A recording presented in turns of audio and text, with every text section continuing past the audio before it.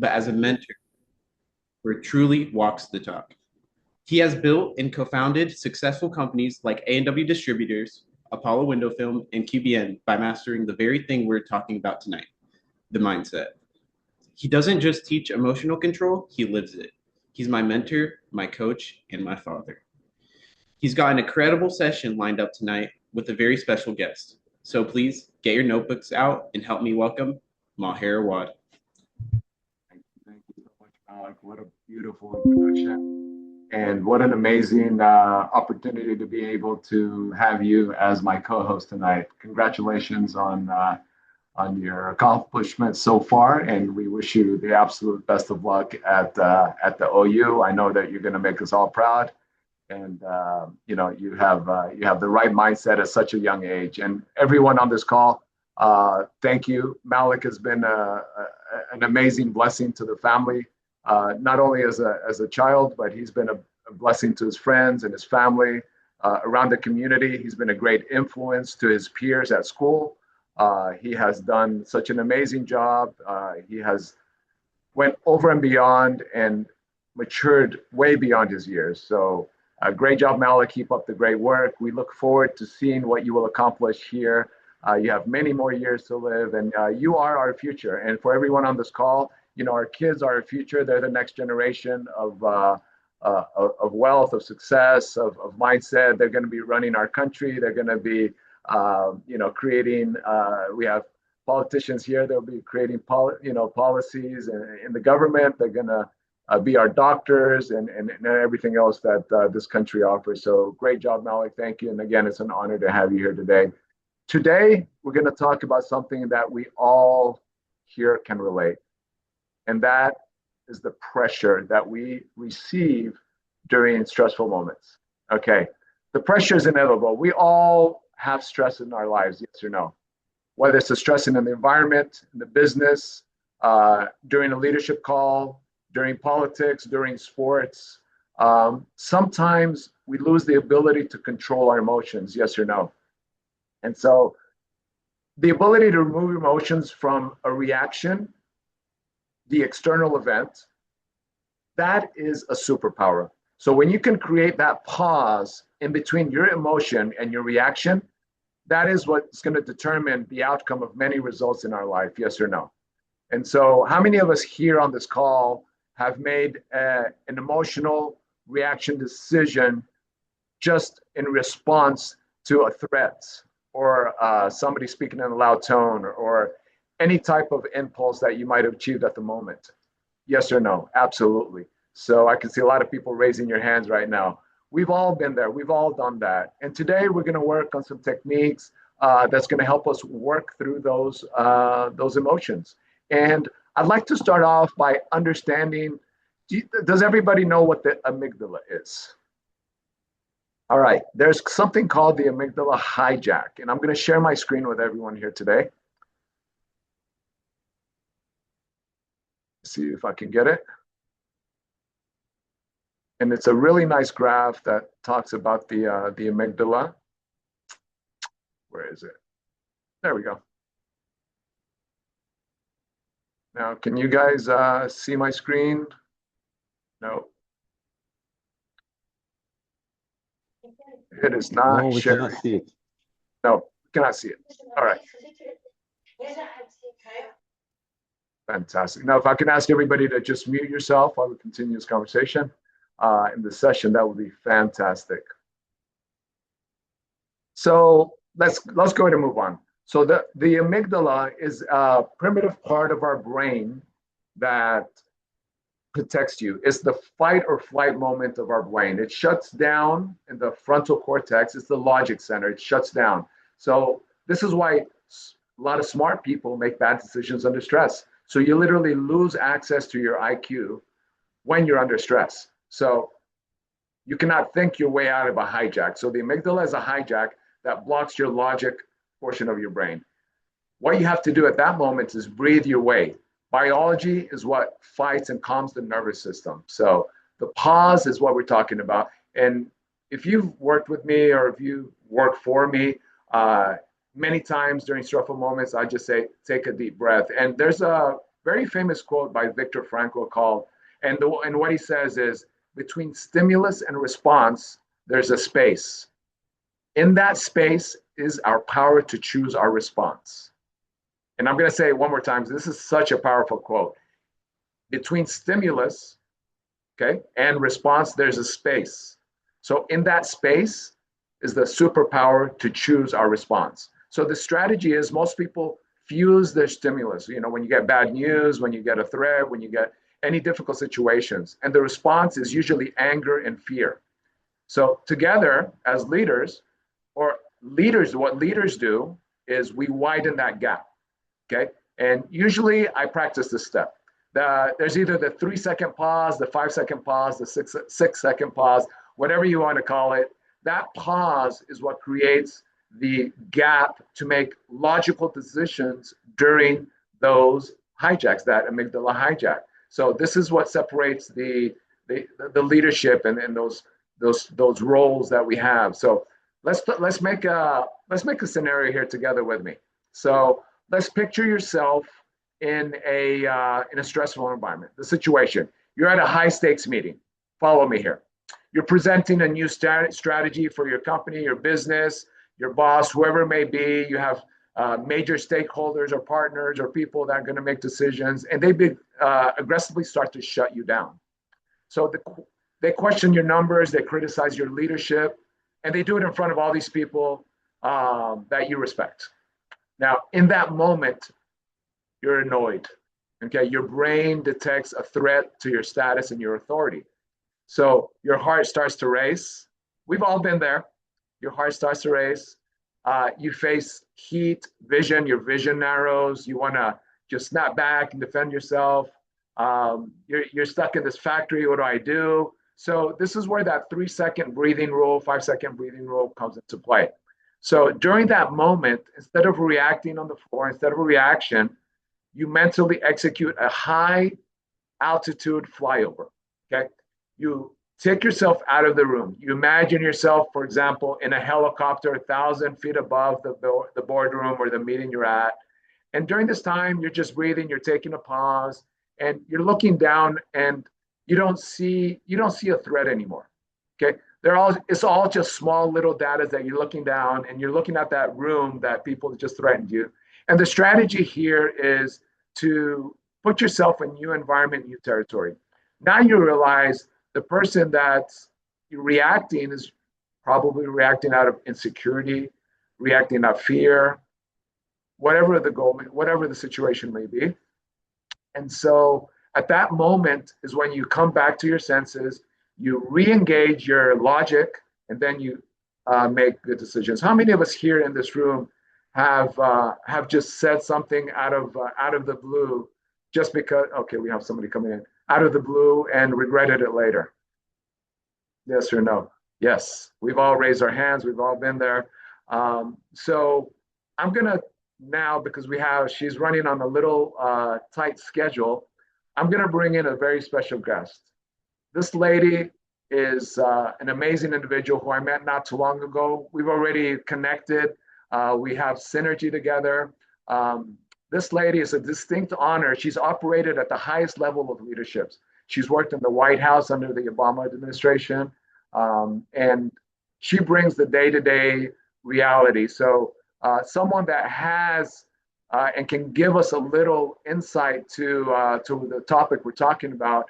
Her name is Sophia Anwar, and I'm going to, again, try to share my screen.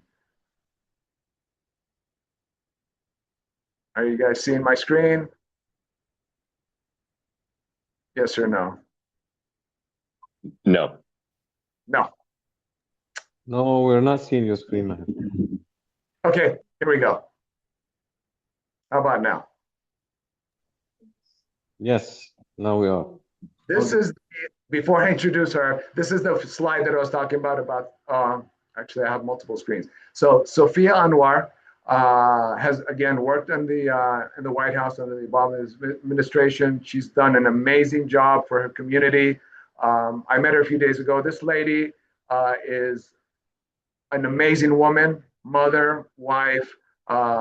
She brings a lot of positivity to a day and age where there's a lot of challenging going on in our lives, in our neighborhoods, in our country.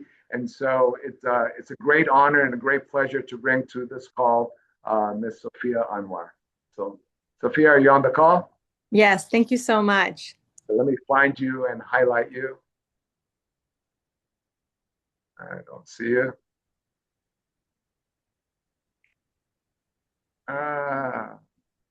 Here, if I chat, I might come up a little bit on your screen. Yes, please do. All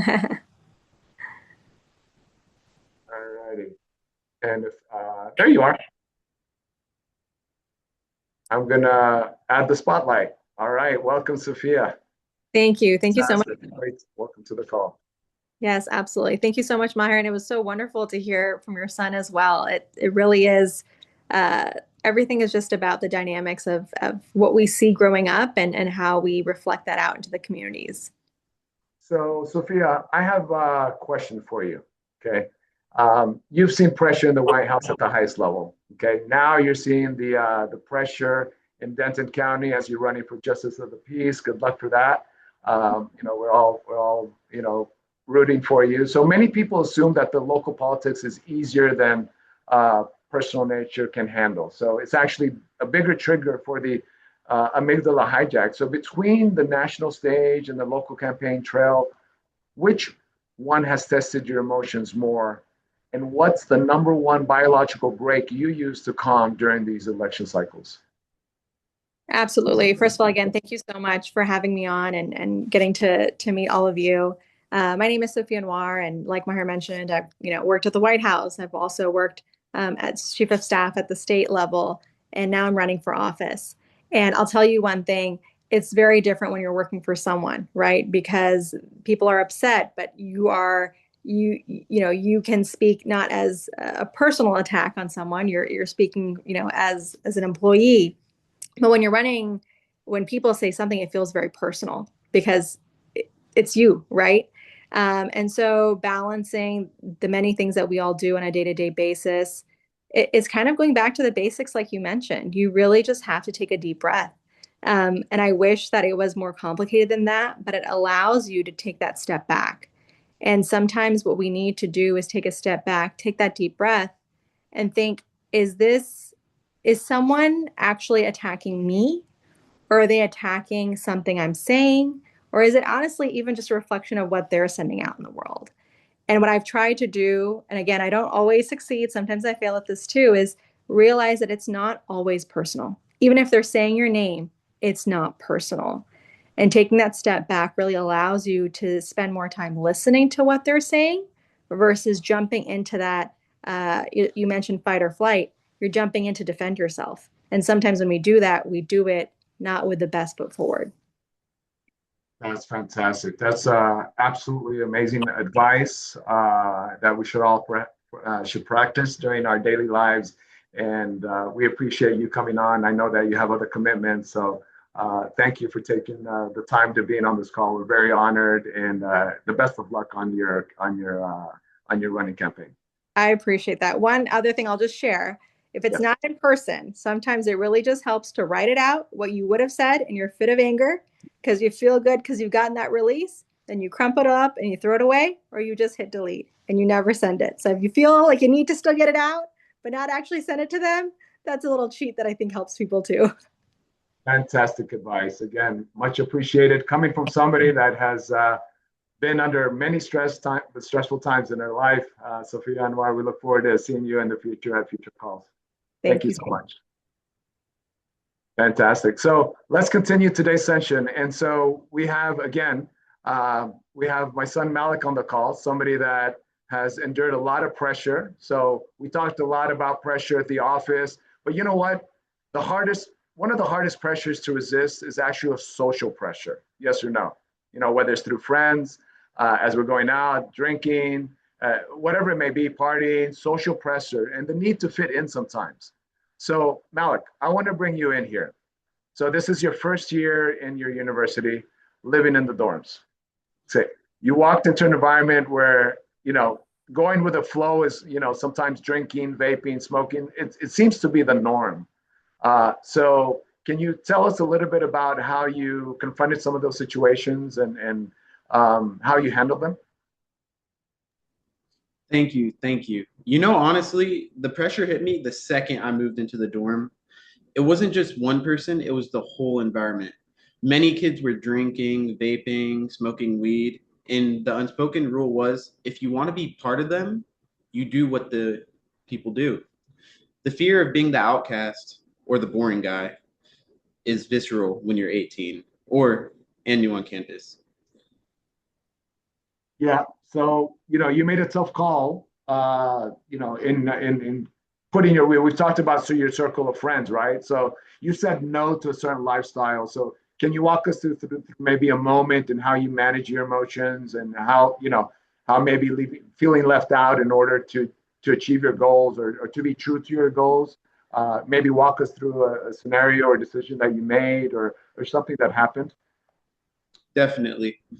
I had to check my emotions real quick. I felt that the pull to just say yes and fit in with them it was really strong. But I asked myself, does this activity build the future that I'm studying for, or will it just completely destroy it and put me out of that path? The answer was obvious to me. So I stopped trying to please everyone. I made it clear. I don't judge you, but I don't do that. I'm here to build something. So how's the result of this? I mean, what tell me a little bit more about what So happened. the result was immediate. The crowd stopped inviting me to whatever they had, and that's fine with me. But the people who stayed, they respected me more for having a backbone. I traded a wide circle of distractions for a tight circle of ambitious friends who actually support my goals and want me to be better and push me to go out and do stuff. Fantastic, fantastic. So, we've all been in these situations. Malik, congratulations on your decision. And he and I had a conversation not too long ago about next year going into his new dorm and the roommates that he chose. And again, very small circle of friends. And we've talked about your circle of friends numerous times during many sessions. And keeping your circle small but powerful is going to be a lot meaningful than having a big circle of friends to influence you in different scenarios, different tips. So, what are some of the takeaways that we've talked about today? So we talked about the rule, the box rule of breathing, right? So breathe in for 4 seconds, exhale for 4 seconds. Okay. So this is something I practice. Even during meditation, I breathe in, I hold, I exhale. This is a Navy SEAL technique for lowering the cortisol instantly. So this is a proven strategy that everyone on this call can use to help you during those situations. Taking deep breaths, breathing in, exhaling. That's something that's put me through many, many good decisions in my life. There's also something called the 24-hour rule. Okay, so let's say an email or a message or something angers you, trigger. Draft a response like Sophia just said. So don't send it immediately. Take your emotions. And again, many of you guys have heard me say, don't respond immediately. Take a moment and think about what you're going to say. Bring your emotions down. And I'm going to bring up that slide now that I can share my screen. It's called. Oh, give me just 1 second. I'm going to bring it up here for you guys. It's a pretty cool slide that I want to share with you guys about the amygdala hijack. And if you just bear with me 1 second, it's coming up. And there it is. I'm sharing my screen.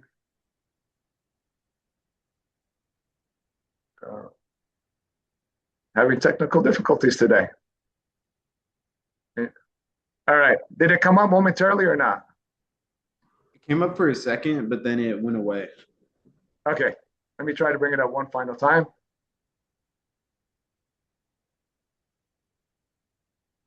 Share. There it is. You guys can see that? Yes. Fantastic. So the amygdala hijack. This is This is the emotional brain. It's the emotional part of the brain. This is exactly where it's at. So whenever we encounter a stressful situation, it triggers a threat. And so what is our response? Our response is to fight, flight, freeze. Okay. So we call it the hijack because it immediately bypasses your frontal cortex of thinking. It's the emotional response that dominates your thinking. The rational thinking becomes disabled. And that's why and you guys can research the amygdala hijack. It's a very common thing. I did a little research on it this morning and last night to prepare for today's session. And I really highly recommend for everyone on this call to do the same thing. So moving on, I want to bring in another slide that represents everything that we're talking about today. All right, here we go. We got the pressure, the decision, and the result. So let's talk about the pressure, things that in our life and environment that causes pressure, right? You got time, you got an email, you got social media, you got confrontations with your workforce. All these things cause pressure in one's life. And that's when that moment for us to make the decision, okay, follow the crowd or think about your values, okay? This is the pause button. You guys can see on the respond right above, you have a little pause button, okay? This is where everyone should take a moment to think. And you have two paths, basically. The decision to make, react in the moment, puts you in a chaos, or to take a moment, puts you in a clear path for freedom, respect, and results. And so this is an amazing, amazing screen that we got. Malik, do you have anything you want to add to in reference to this topic or other situations or anything you want to say? Ooh, I do. I have a question about the immediate reaction.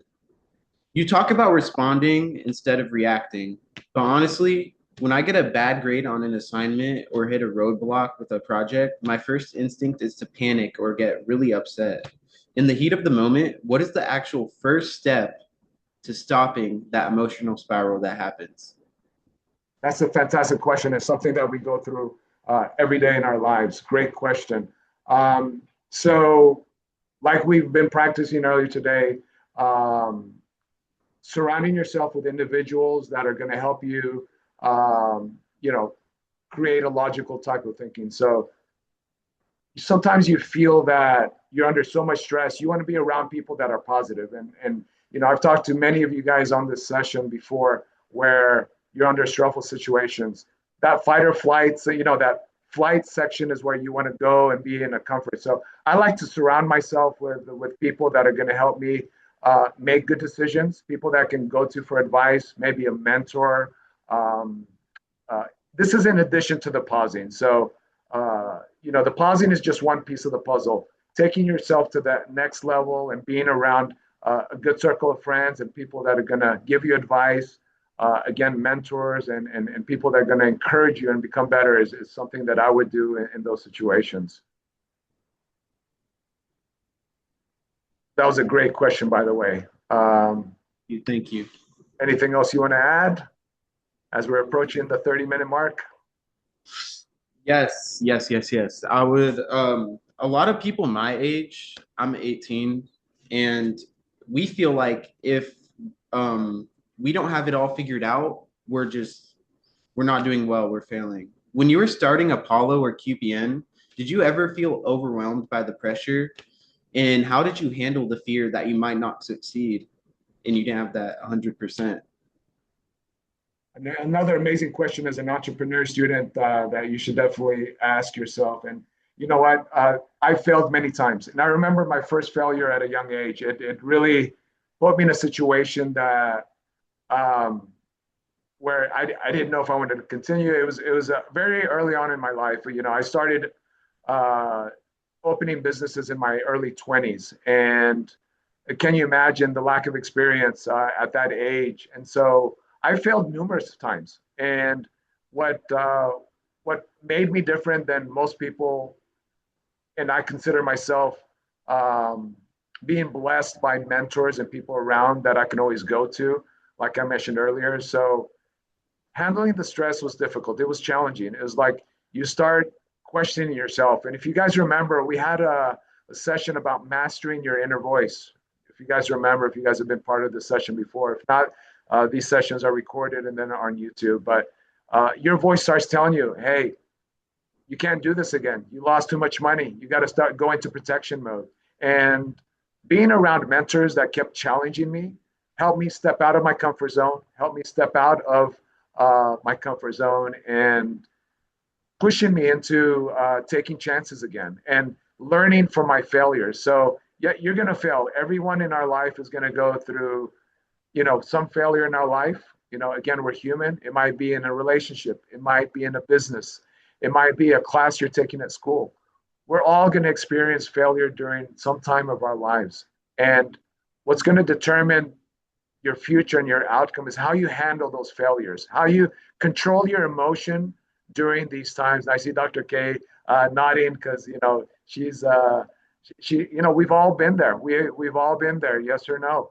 And so the handling part of the emotion is several steps. One is the pausing, like we said earlier. The second is is surrounding yourself with individuals that are going to continue challenging you and comforting you. Now, I want to bring back that quote that we talked about by. Oops, that's not the one. Oh, here it is. I had it for a second, so here we go. So are we all on the same page here? I get so many screens open up. Is the screen coming on or not? Yes. It looks like it came on for a second. Oh, here we go. All right, here we go. So here we go. The quote by Viktor Frankl, and I love this quote. And you guys take a picture of this image right now. I want everybody to grab their phones. Just take a quick picture of this image. This is a very powerful image. So I'll read the quote out loud for everyone. Between stimulus and response, there's a space. And we see that pause button in the middle. Okay, that's that space. In that space is our power to choose our response. So in our response lies our growth and our freedom. So extremely powerful picture where your brain is stimulated under pressure. You have that pause, and then you see the result at the end. You got that beautiful scenery, and that's your peace of mind that we have during taking those moments and thinking logically. And does anybody here on this call today would like to come out, maybe share an experience or say a few words? Or I see Dr. K took off her microphone. I like that. Yeah, hi, everybody. Hi, Maher. So Hi, let me Malik. introduce you. Dr. K is a director in one of our companies, QBN, the first director position in the company of over 6,000 members that we have. So congratulations on that accomplishment. An amazing woman that practices, loves, and teaches mindset on a daily life. Every time I meet her, I learn from her. She's a medical doctor. Her and her husband. They're currently retired and working with QBN, and it's a blessing to have her here on every single call. So thank you for your support. Dr. K, the stage is all yours. Well, thank you very much, everybody, and I really appreciate you, Malik. Just so nice to meet you here.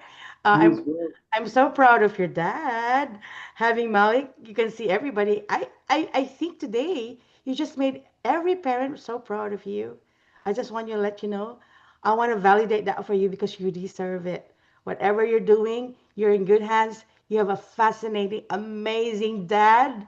A lot of times, parents would always say, I hope my kids hears this. But I just want to let you know, I'm a retired physician. Me and my husband are full-time working with QBN right now, 100%. They created something that is really huge.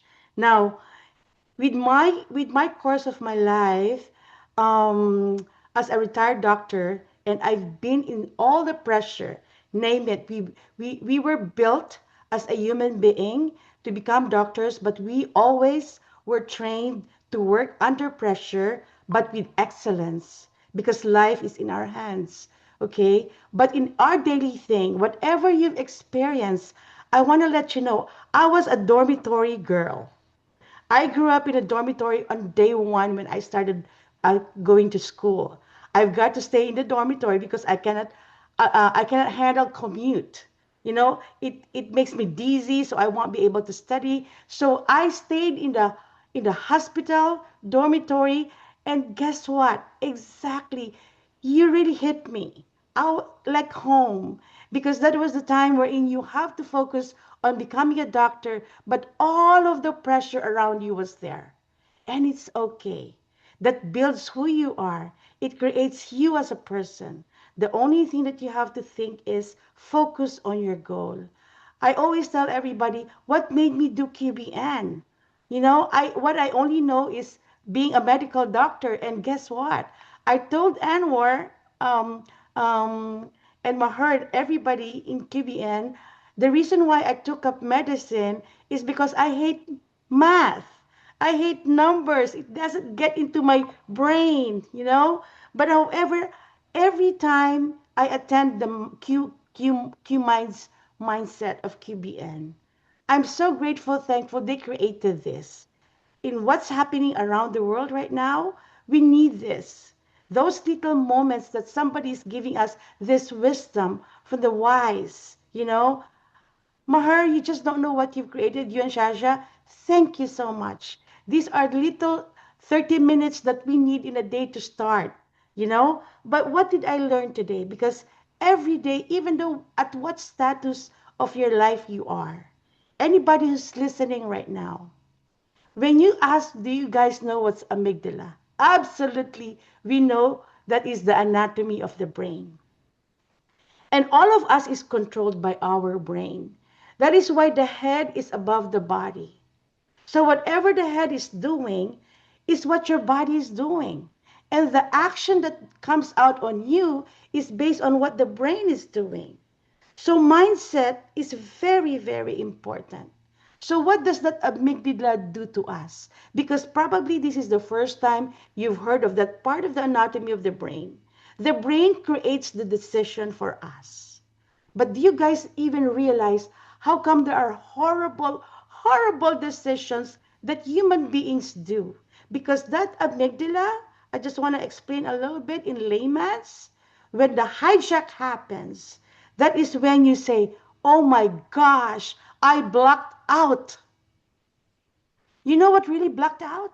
That amygdala that gives you the logic to decide. And when you made that decision, it wasn't you.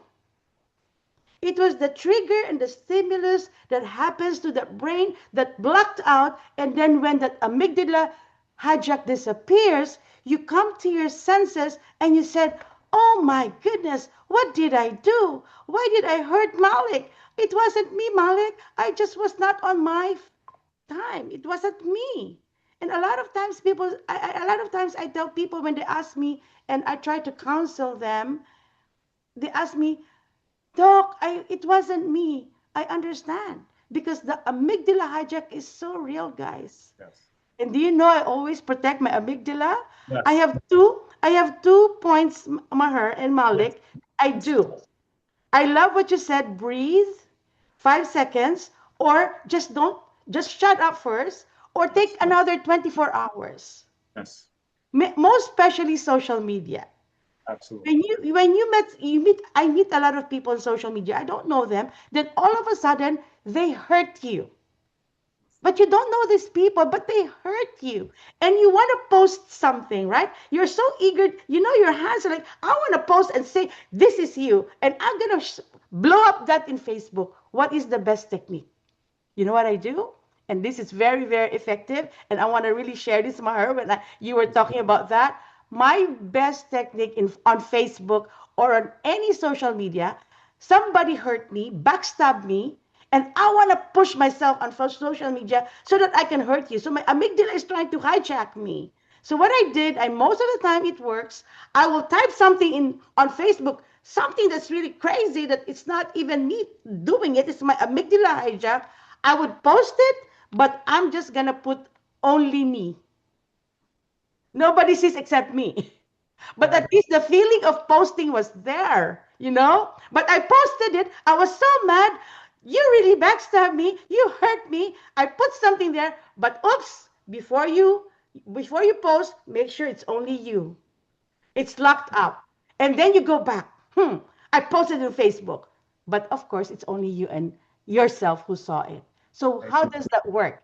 When that happens, you feel good because you posted something that you don't like, right? And you want to hurt that person. But technically, you didn't hurt. You just was talking to yourself and telling yourself, you'll be okay. Then tomorrow, as you look at it, then you say, I'm just going to erase this. It doesn't matter. Because why? Doesn't matter. It doesn't matter. Why? Because that's social media. It I wasn't want that. to add, I want to add something, Dr. K. So something that I like to do, and this is for everybody on this call, and you said social media, sometimes you're hurt by people you don't know, but sometimes you're hurt by your own family. We have extended family. Like I have an extremely large family. And sometimes your family says things that, are hurtful. And I know that each and every one of us on this call have been through that. And Oh, so yeah. and so what I've learned to do over the years, I'd like to share with everyone before we end this call, because we're already at 10 after, is, I'm going to leave everybody with this, you don't know what the other person is going through. You don't know what Yes. stress they have in their life. You don't know the difficulties or the challenges they're going through. And sometimes they're just taking it out on you. And so Mm-hmm. that's why that hijack, that amygdala is very important to control. I have a quote that I always say is, if you don't master your inner voice, it's going to master you.